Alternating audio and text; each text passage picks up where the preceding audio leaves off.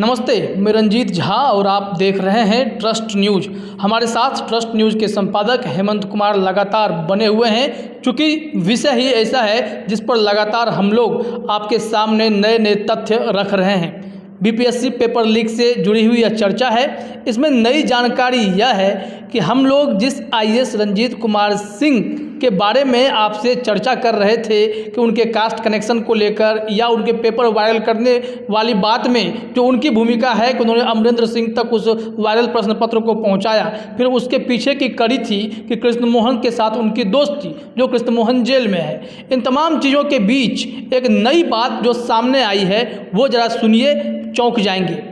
हम लोग लगातार आईएएस रंजीत कुमार सिंह के फेसबुक पेज को फॉलो कर रहे थे कि कुछ अपडेट आएगा कि नहीं। मोटिवेशनल स्पीकर हैं, उनके थॉट्स आते हैं, कोटेशंस आते हैं और भी कई सारे मॉक इंटरव्यूज उनके पेज पर दिखाई पड़ते थे। डॉक्टर रंजीत कुमार सिंह आईएएस के नाम से उनका फेसबुक पेज था। वह पेज आज दिखाई नहीं पड़ रहा है। क्या अकाउंट डीएक्टिवेट कर दिया गया? क्या अकाउंट डिलीट कर दिया गया? क्या हुआ है? आखिर आईएएस रंजीत कुमार सिंह दबाव में क्यों हैं? इसी बात को समझेंगे। सर, यही सवाल है कि क्या हुआ होगा, क्या कारण है? देखिए, ये जो चर्चा पहले से चल रही थी कि उनके रिश्तों को लेकर के, कृष्ण मोहन जो जेल में है उसके साथ उनके संबंधों को लेकर के, दूसरे के जो उनका मिशन 50 जो कोचिंग इंस्टीट्यूट है उसको लेकर के, और रिसेंटली जो बीपीएससी का पेपर लीक हुआ जो उनके जरिए बीपीएससी के एग्जामिनेशन कंट्रोलर अमरिंदर कुमार तक पहुंचा।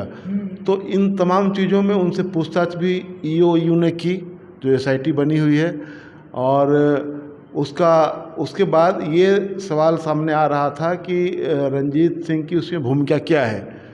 तो एक तो उस पूछताछ के बारे में उन्होंने डिनाई किया था कि हमसे कोई पूछताछ हुई या हम ईओयू के दफ्तर में गए ही नहीं, इसे इनकार कर रहे थे।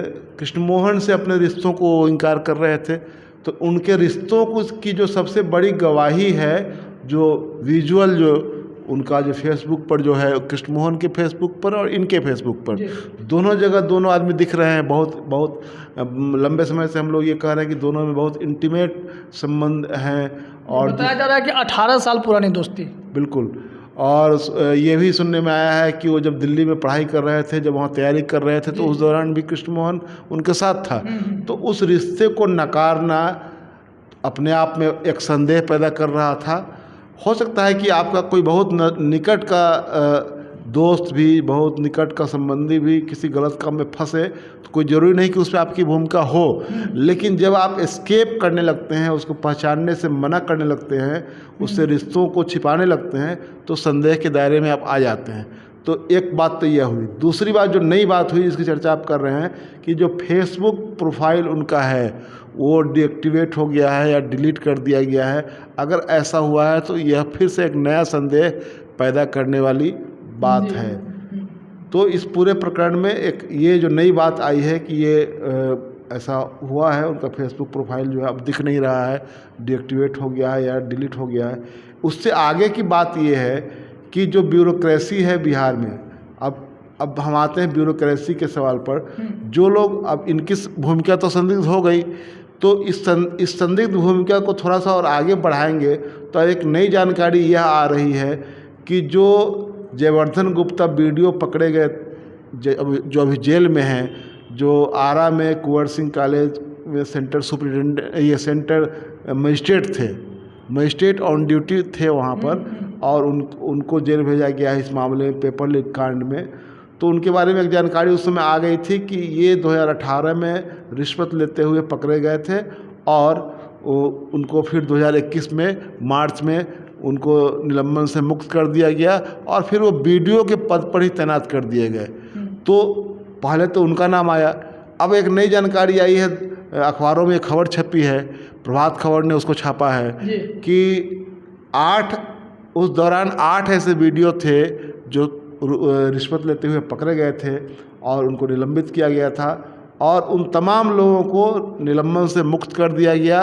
और इतना ही नहीं, निलंबन से मुक्त होना कोई बड़ी बात नहीं है, लेकिन उन तमाम लोगों को प्राइम पोस्टिंग भी मिल गई, यानी कि जो लोग वीडियो रहते हुए घूस लेते हुए पकड़े गए थे उन तमाम लोगों को फिर वीडियो बना करके पोस्ट कर दिया गया अलग अलग जगहों में। वो लोग सबके नाम मैं दर्शकों को बता दूं कि राजीव रंजन सिंह का नाम है, एक जो सिंहवाड़ा में अभी फिर पोस्टेड हो गए वीडियो।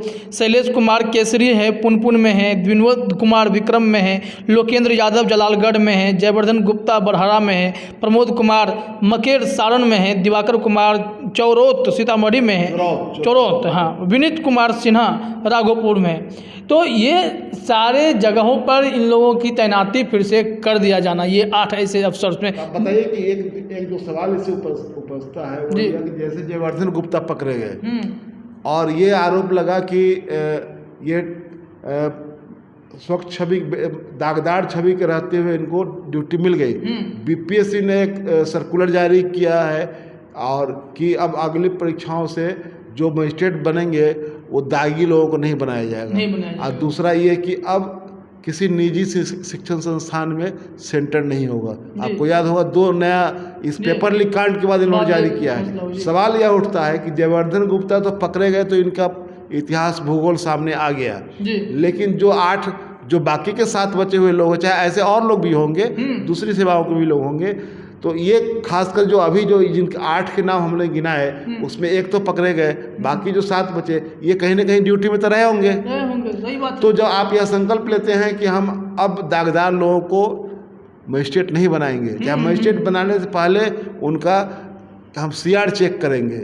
ये इस सिस्टम में ही इतनी खोट है सर कि जब हम लोग राजेश की चर्चा करते हैं, वो अभी इससे पहले जेल जा चुका था, बीएसएससी कांड में जेल जा चुका था। बाद में जब इसको सचिवालय सहायक की बहाली आई तो इसमें एक कैसे जुगाड़ से नौकरी लिया होगा, क्योंकि यह भी तो कहा जा रहा है कि जब आप दागी हैं तो फिर आप क्लियरेंस बिना पाए हुए आप सरकारी नौकरी में कैसे ज्वाइन कर गए। जुगाड़ू लोग, इससे ये पूरा जो हम लोग जो कनेक्शन जोड़ रहे हैं उसमें देखेंगे जो जुगाड़ू लोग हैं वो तमाम जगह फिट हो जा रहे हैं। ये वीडियो साहब फिट हो गए, बाकी के लोग भी फिट हो गए होंगे। राजेश कुमार जो पकड़ा गया है इस पेपर लीक कांड में, 4 लोग जो पकड़े गए हैं उसमें एक राजेश जो है वो सचिवालय में कृषि विभाग में वो सहायक की नौकरी कर रहा है। उसके बदले यहाँ पर वो जो ये बीएससीसी में वो पकड़ा गया था, उसमें भी धांधली करने के आरोप में वो पकड़ा गया था। उसी तरह जो उसका मास्टरमाइंड है जो फरार है, जो यहाँ आनंद उर्फ पिंटू यादव, आनंद गौरव उर्फ पिंटू यादव, उसके बारे में है कि वो उत्तर प्रदेश में अध्यापक भर्ती घोटाले में वह जेल गया था। जेल गया, बाहर निकलता है और अपनी आदतों से बाज नहीं आता है। तो क्या ये वीडियो जो अपनी आदतों से बाज आ गए होंगे क्या? आदत से बाज आए या नहीं आए, लेकिन आपने जो सिस्टम डेवलप किया है उसमें एक तो ऐसे लोगों को आप निलंबन से मुक्त करके प्राइम पोस्टिंग दे दिए, पब्लिक डीलिंग वाले जगह पर वो फिर चले गए। निलंबन मुक्त करके आप किसी बहुत पब्लिक से दूर रहने वाले ऐसे जगह उनकी पोस्टिंग कर देते जहां उनके लिए पब्लिक डीलिंग का कोई स्कोप नहीं रहता। तो एक बात बनती चली, आपने निलंबन मुक्त होना कोई बड़ी बात नहीं है, लेकिन निलंबन मुक्त होने के बावजूद ऐसे लोगों को प्राइम पोस्टिंग देना, ऐसे ही लोग किसी महत्वपूर्ण काम में लग जाते हैं। जयवर्धन गुप्ता पकड़े गए, बाकी लोग नहीं पकड़े गए, तो ये लोग जहाँ रहे होंगे वहाँ भी इन्होंने कुछ खेल तो किया होगा। ऐसे लोगों से ऊपर के लोगों का रिश्ता, अब मान लीजिए कि ब्यूरोक्रेसी जिसकी हम लोग चर्चा कर रहे हैं कि ब्यूरोक्रेसी कैसे इसमें ऑपरेट कर रही है, तो एक ऊपर का ब्यूरोक्रेट जो है कैसे लोगों से संबंध रखता है। एक उनका मित्र है जो मास्टर है हाई स्कूल में, वो इस कांड में जेल गया हुआ है। उनके जो बीपीएससी में जो लोग हैं जिन तक उन्होंने पेपर का स्कैन कॉपी पहुंचाया था, उनसे उनके रिश्तों की बात, तो ये ब्यूरोक्रेसी का एक नेटवर्क जो है जो सामने आया है इस पेपर लीक कांड में, तो निश्चित रूप से कुल मिलाकर के जो ऊपर अपर लेयर पर जो ब्यूरोक्रेट बैठे हुए, खासकर जो रंजीत सिंह, उनकी भूमिका अब और ज़्यादा संदिग्ध हुई है। उन्होंने एक तो फेसबुक अकाउंट अपना गायब करवाया। चर्चा यह भी मैं कहीं खबर पढ़ रहा था कि जो कृष्ण मोहन हैं, इनकी जो मास्टरी वाली नौकरी हुई 2018 में, कहा जाता है कि कहीं ना कहीं रंजीत सिंह का प्रभाव उसमें रहा है। वो अपने पावर का पद का इस्तेमाल उन्होंने किया है। इसके साथ ही साथ सर एक मुद्दा जो अहम कड़ी हम लोगों को इसमें शामिल करना चाहिए, आज जो सुबह सुबह ये हम लोग चर्चा कर रहे थे कि एक रिपोर्ट आई जिसमें यह कहा गया कि सेटिंग नहीं करा सके तो कैंसिल ही करा दिया।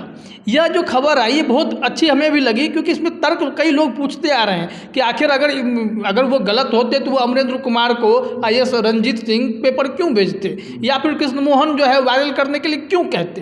तो इसके पीछे की एक अलग ही कहानी सामने आई है, जो जांच अधिकारी लोग सूत्रों के हिसाब से कुछ जानकारी आई है। वो यह बताया गया कि दरअसल इन लोगों का मकसद था कि आपने कई लोगों से अगर सेटिंग की बात कर रखी है और प्रश्न पत्र तय समय पर आना था ताकि आप सेटर्स को काम पे लगाते या कुछ करते, लेकिन हुआ क्या कि आपको थोड़ा विलंब हो गया। समय देर होने के कारण जो है आप उस तरीके से अपने जो प्लान बनाए थे वो प्लान फेल होता नजर आ रहा था, जिसके बाद उन्होंने कहा कि हमारे सेटिंग में आए अभ्यर्थी ये पास नहीं करेंगे तो कोई परीक्षा में पास नहीं करेगा, इससे बढ़िया आप पेपर को कैंसिल करा दीजिए। इस तर्क में दम है, और वो जो खबर आई है निश्चित रूप से वो खबर आधारहीन नहीं लग रही है, क्योंकि जब आप एक तरफ कोई अधिकारी अगर यह कहता हो कि 608 में 305 हमारे 350 हमारे सफल हो गए, तो और वही उसी संजोग ऐसा देखिए कि वही उसी अधिकारी के माध्यम से पेपर लीक कांड में जो पूरा जो उसका सोर्स जो था, जो पेपर का जो CSAT का जो स्कैन कॉपी थी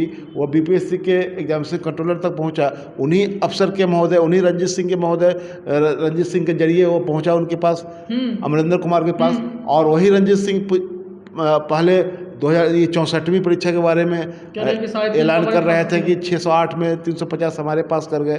तो ये BPSC कराने वाले, ये कोचिंग चलाने वाले, ये UPSC एस्पायरेंट के मेंटर कहे जाने वाले लोग और ये ब्यूरोक्रेसी में बैठे हुए लोग, इन तमाम लोगों की भूमिका तो संदेह के दायरे में आ ही जाती है। बिल्कुल, अगर इसमें देखा जाए तो बात यही है कि आपने चाहा कि हम सेटिंग करा दें, मामला बिगड़ा तो आप ये माहौल बना दिए कि इतना इस चीज़ को फैला दिया जाए कि पेपर वायरल हो गया है, लीक हो गया, जल्दी से कैंसिल कीजिए, ताकि जिस हो सकता है कि जो सेटिंग के बाद जो गिरफ्तार जो सेटरबाज है तो खुल के यह कहना होगा कि जाहिर तौर पर अभ्यर्थियों से पैसे लिए होंगे 70 लाख, 80 लाख, 20 लाख, 10 लाख कि हम आप सेटिंग कर देंगे, आपको हम पास करा देंगे।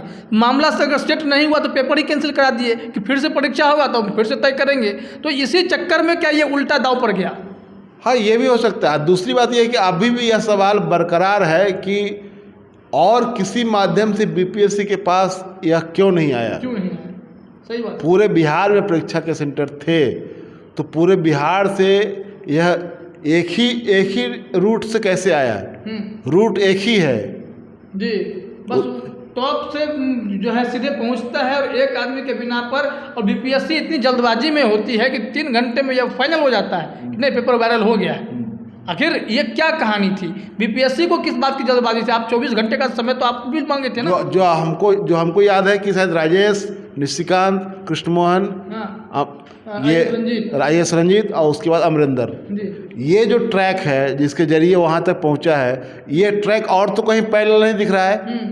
अगर ऐसा रहता तो अब तक के जांच पड़ताल में ये बात आई रहती कि एक ही स्रोत नहीं है, कई जगहों से भी इनके पास आए।